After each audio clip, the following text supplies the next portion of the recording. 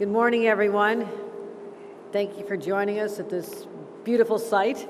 And I want to thank all the workers and the people who are ready to respond to the weather events as we're getting very concerning forecasts. But I first want to acknowledge the invasion of the Ukraine last night.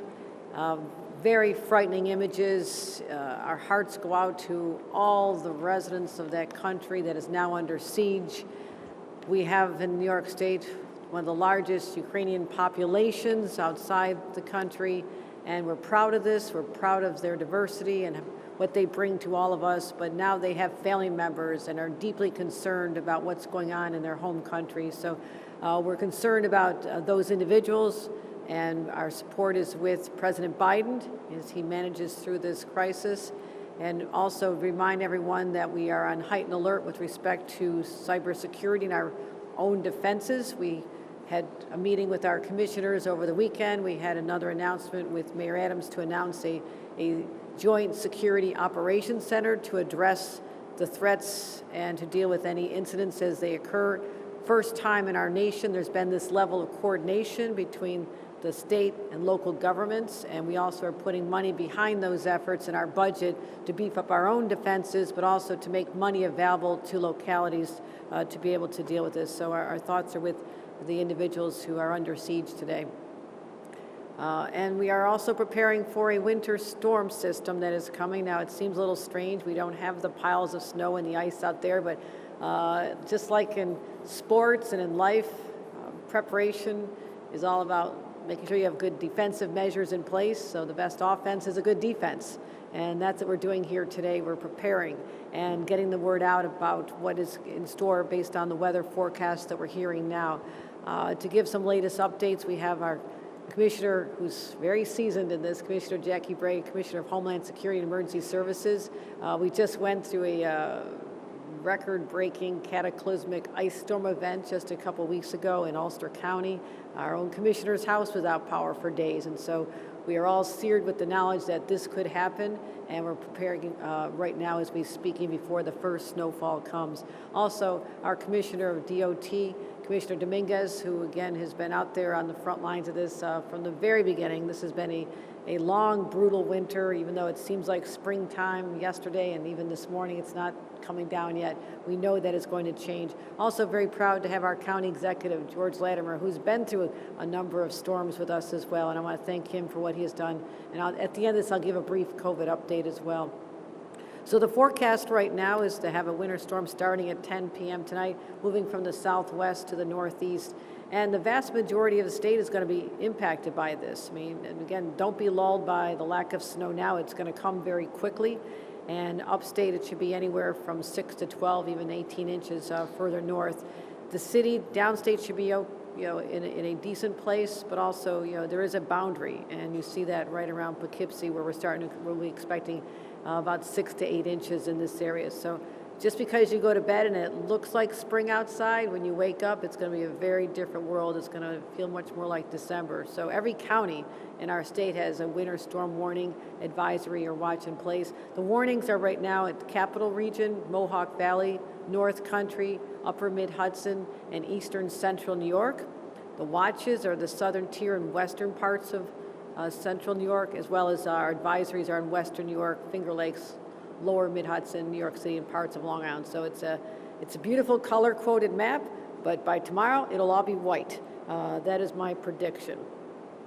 And so what does that mean? Very messy commute tomorrow, and when we say messy, that means that the roads could be dangerous. And we're pre-treating roads already. That's going to continue throughout. You're going to see our trucks out there in advance in preparation to get the roads ready for the onslaught of snow and ice. And our advice is, when you wake up, if you can work remotely, if you can stay off the roads, that allows us to keep the roads clear. If you must drive, please take it slow and easy. And again, anticipation, preparation is how we get through these storms, is having people on the ground before the snow falls, and that's why we've deployed already 5,500 power line men and women from utility companies who are standing ready to support our efforts. We'll let our commissioners talk a little more about the storm, but I do want to talk about the fact that we have incredible resources. The DOT has its plow truck operators. The Thruway Authority has its plows ready to go. We're activating our emergency operations centers in Syracuse, Albany, and New York, as well as I mentioned, the utility workers. So with that, to give you a rundown, I'll call up Commissioner Jackie Bray, and then we'll hear from Commissioner Dominguez from the DOT. Thank you, Governor, and I want to thank you for your leadership in times of storm. We keep meeting like this, but winter will be over soon, I'm sure. As the Governor said, we've got a winter storm coming in late tonight. That storm, as she said, should start around 10 p.m. It's going to move from the southwest in New York City and then sweeping northeast. By 1 a.m., we expect winter precipitation in every single one of our counties. And this storm is going to be worst during the morning commute, during the sort of just after dawn hours and over the course of the morning commute. And so you might look out your window, you might look at the forecast today and say 6 inches, 8 inches, we know how to handle this. Yes, you do. But when that snow comes specifically during the commute, we need to make sure that you're taking and that we're all taking proper precautions. We expect the storm to move out by the end of the day Friday, and we expect relatively just seasonal temps this weekend and no new big snow over the course of next week. What we want New Yorkers to know and do: make a plan today before you go to sleep for what your tomorrow will look like. If you can work from home, work from home. If you can't work from home, leave plenty of time. Commissioner Dominguez is going to talk about the assets that we've deployed across the road statewide, but our Emergency Operations Center is open. All of our warehouses are open. We've been in touch with all of our county executives and county emergency managers to make sure that they have what they need. We don't expect major power outages. We don't expect major ice or major wind. The real hazard here is tomorrow morning's commute. And so as New Yorkers, we know how to keep each other safe. Part of that is being prepared and making a plan tonight to avoid driving, if you can, during tomorrow morning's rush hour. And I just want to say thanks to all of the local and state employees who have been out already preparing and who will be out over the course of the next 48 hours. With that, Commissioner Dominguez. Good morning. It is really great to join you here this morning, Governor Hochul. It's not quite Friday, but given the season that we've had, it's almost Friday, and therefore we have a storm coming our way. It seems to be the trend this year that coming into a weekend, we're getting a good-sized storm. So I'll tell you personally, one of the really great things about Governor Hochul, one of the many great things about Governor Hochul, is that she's from Western New York. And no one really knows more about snow preparedness and snow prep than she does. So it's always great to have her insights on the team and literally teach us a thing or two about what to do. So Governor, New York State DOT is preparing and has prepared and is already out and executing on this storm.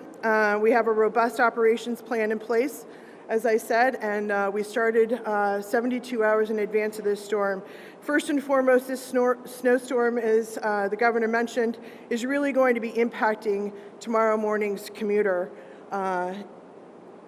anybody using the roadways tomorrow. So it is a work day, but if you don't have to travel, we want to make sure if you can work from home, please do so. Please try and avoid any unnecessary travel tomorrow, and that's statewide. I think that is the most critical thing. If you have the ability to work from home, please do so.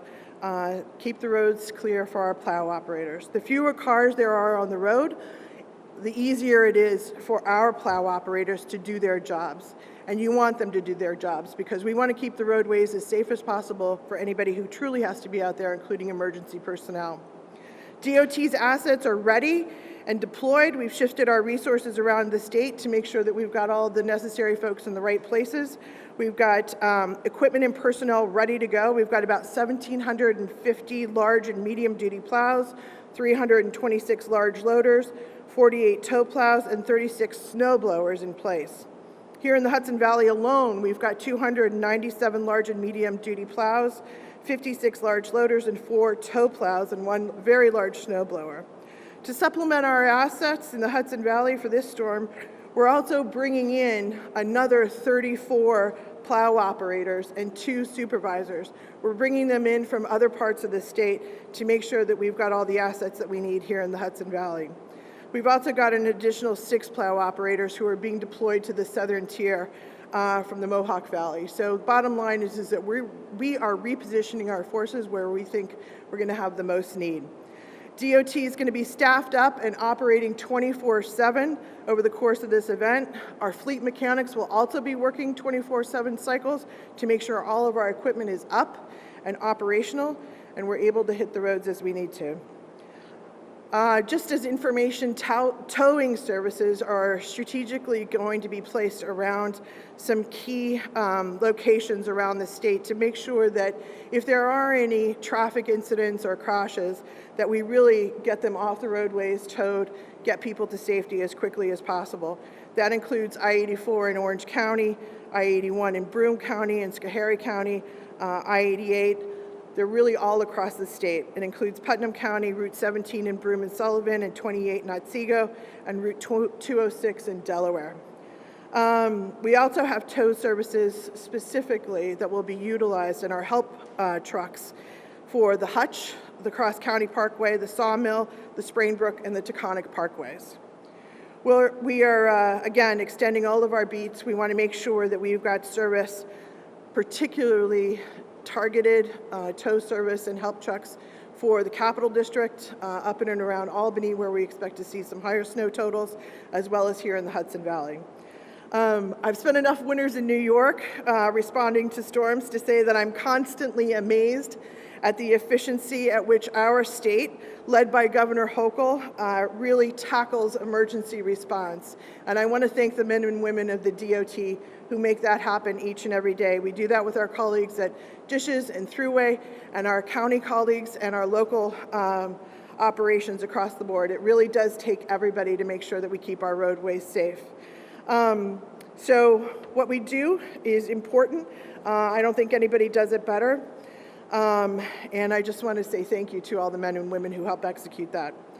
I already said try and avoid any unnecessary travel, but if you have to be out, please drive slowly. If you see a plow, the road in front of the plow is likely snow-filled. It's got ice, potentially. The bottom line is they're trying to clear any hazardous condition on the roadway. So give our plow operators, give the DOT plow operators space to do their job. They're out there to make our roads safe for all of us. And remember, no way, no how, never ever pass the plow. Governor, thank you so much for your leadership. We always appreciate your support. And with that, I will turn it over to County Executive George Latimer. Thank you very much, Commissioner, and I want to thank Governor Hochul for her leadership, her organization of state resources, to both commissioners for the work that you've done, and to the men and women of the DOT, those that are here now and those that are preparing to be on duty a little bit later on.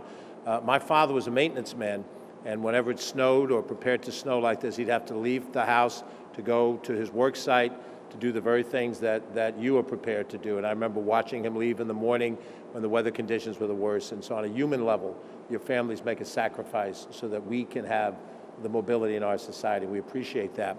What the governor and the commissioners have laid out at the state level is absolutely essential. We would not have mobility in Westchester County or any of the other portions of New York State without the state's involvement and the great leadership that you've shown. The County of Westchester, as other local governments, have complementary activities as well. Our team is here, Richard Wishney, Emergency Services, our Deputy and Commissioner of Operations, Deputy Director of Operations Emily Saltzman, and our Director of Operations Joe McDonald, and the county government will do comparable activities on the roadways that we're responsible for, the Bronx River Parkway, the campus that we're on right now, which is part of a county-owned complex, to make sure that we brine the roads tonight and that we're prepared as best as we can for tomorrow morning in the rush hour. We will keep Westchester County Airport open. I know that MTA has other airports that they're responsible for, same situation, and I know the governor would advise that anyone who's planning to fly out of any of the major New York airports, not just Westchester, should call their carrier in advance. There will be flights canceled today in anticipation of the weather tomorrow, and you should know about that before you either plan to fly out or you plan to pick up somebody who may be flying in. Our Beeline bus system, which is the second largest bus system in the state, we're behind the New York City transit system. We're going to be monitoring conditions and look for our information to determine if we're going to have any restrictions on the schedules or restrictions on the routes. And again, I say that for Westchester, but I know that Mayor Adams and folks at the MTA will have the same principles for New York City Transit as well. And we're going to do everything we can, working very closely with the state. Our manpower and your manpower together will keep the roads open. And as we are New Yorkers, we will get through this. And I do recognize, as Commissioner Dominguez said, that Governor Hochul has greater experience in these things from the part of the state that deals with this normally. Those of us downstate, we see it a few times a year, but we're ready for it, and we appreciate your leadership in doing that. We also appreciate your leadership on COVID, and we've tried to work cooperatively with the state. So I give you back the governor, who will give us an update on where we are with the COVID infections. Thank you, County Executive. And so while our weather forecast overall looks rather dark and foreboding, our COVID forecast is definitely much brighter. So we're looking at our pre-surge levels now. We finally came out of this Omicron variant, which again was named on November 21st, 22nd. And literally within a couple of weeks, we had our first cases here in the state of New York. So you look at that graph, it is extraordinary to see where we came from last October to where we are today on early February, our numbers from February 23rd yesterday. So positives, 2,700, which is incredible given that we had been up at 90,000 positive cases just January 7th. We've seen a continuous downward trend over the past 47 days. Westchester, for example, we have only 105 cases, and we've actually, something we're tracking as well, since we suspended our indoor mask requirement, mask or vaccination requirement, we've not seen an increase in cases, which is what we've been monitoring very closely. So that, again, is very good news. Statewide, the positivity is 2.1, again, down from a peak of 23% January 2nd. And daily positivity is continuing to be down below 2.5% for the past 6 days. And so that is great. And Mid-Hudson area where we are today is even below 2%, below the statewide average. So these are truly good numbers. This is a cause of optimism, a sense that we are beyond turning the corner. We are emerging from this. And also our hospitalization, another metric we watch very closely, because hospitals are the lagging indicator. First there's infection, then illness, and then in the more extreme cases, there's hospitalization. So we're down to about 2,200 hospitalizations. That's down from 12,000 we just had literally a month and a half ago, so that's incredible. And hospitalizations have been going down for 42 days as well. And we are still losing our fellow New Yorkers. We lost 31 individuals yesterday, and of course one is too many, so we keep those individuals and their families in our hearts and minds. So hospitalizations, again, another stress point that really showed the fracture in our system, that our healthcare system really came through a lot over the last 2 years, and then to be hit with Omicron over December and January, it was really hard. We lost a lot of individuals who left their profession, healthcare workers getting sick themselves, so we really were under a tremendous stress threat. As you all know, we had to take some extraordinary steps, and that was to identify the hardest hit areas, the ones that needed the most help, and those are areas we had to suspend elective surgeries and to have a flex and surge capacity that we're now coming out of. So the great news is all of our hospitals are off the list to have to pause those non-elective surgeries and procedures. So I want to thank all the hospitals who had to go through tremendous stress. They were there with us. constant engagement by myself and my team with our hospitals throughout the state, and now you can see that our hospitalizations are trending down in a great, the red being the statewide numbers, a much better place than we had been just a short time ago, and that's just a stark reminder of what this state and all of our communities had to go through just in very recent time. And vaccinations. This has always been our key to come out of this pandemic and has saved millions of lives nationwide. And we're going to continue promoting vaccinations. I mean, there is no reason why every New Yorker does not get a vaccination and get boosted, because even when you hear the cases now of people contracting the virus, the symptoms are very minor. It is just dealing with a cold or a flu for a few days, nowhere near what it would have been if we weren't boosted. So I'm proud of the fact that because of our nonstop promotions and talking about this and having New Yorkers who listen to us, we are number one among the large states for a fully vaccinated total population. We're number one among large states for fully vaccinated 12 to 17-year-olds, something we've been pushing very intently. And we're number two in the nation for large states for the category of 5 to 11-year-olds being fully vaccinated. I believe we can get to number one. We can continue to push that. But right now we have nearly a third of that age group. But here's what we can do. Parents whose children are on break, they're here. There's plenty of vaccination sites. It's easy to find.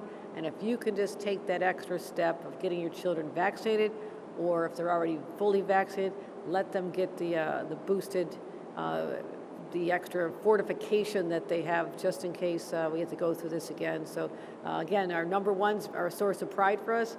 We didn't do it alone. We did it with the help of a lot of New Yorkers who heard the call, understood what they're doing is not just protecting their own health, but the health of their families and their loved ones. So great success there on the vaccinations. And also testing. We're still pushing out the test kits. You know, we amassed over 92 million test kits at a time when many states were scrambling. And we knew that this is a way that if people could find out whether or not they're positive, if they're positive, they self-quarantine, they keep themselves isolated from others, so it's how we stop the spread. And we also knew that this was an important key to keeping our schools open as well. As everyone has heard, for literally 6 months, I've been on the job 6 months today.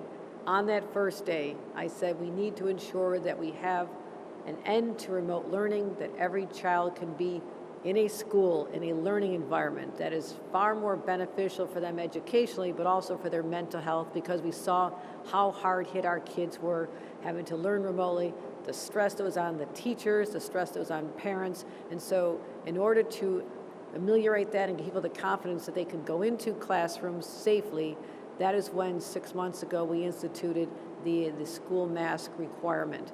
And as we're coming out of this winter break, I've said this for a number of weeks now, we're watching the numbers. And what I also am doing aggressively is getting out testing kits.